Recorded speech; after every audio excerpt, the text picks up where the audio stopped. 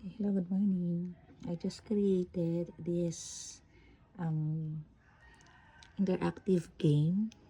So I prepared to actually I use my DepEd account in order for me to access this Wayground app in order so nag-create din ako ng code ko.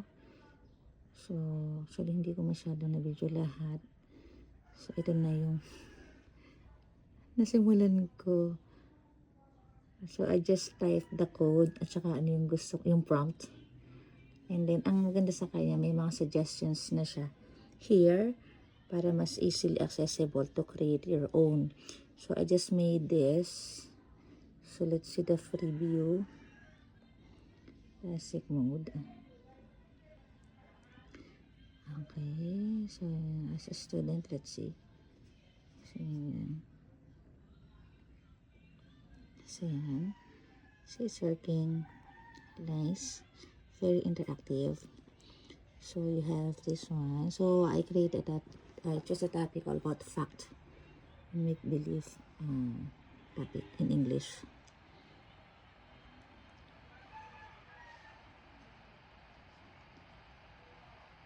So that's it. So you have this. It makes fun to do. Mas na-excite yung mga kids with this. So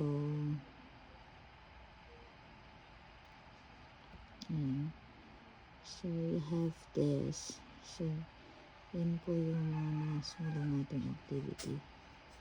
So answer routine. Yung preview. So balik tayo dito. We're going to start the sa teacher led pwede din gamitin. So yan. So may mga task ka lang ilalagay here. So you have the free review mode. So ito yung ginawa natin activity.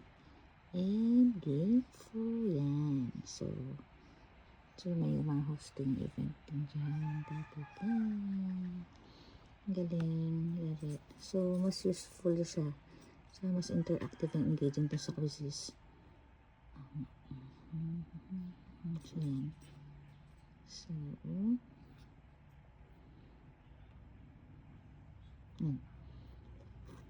so dashboard natin. So that's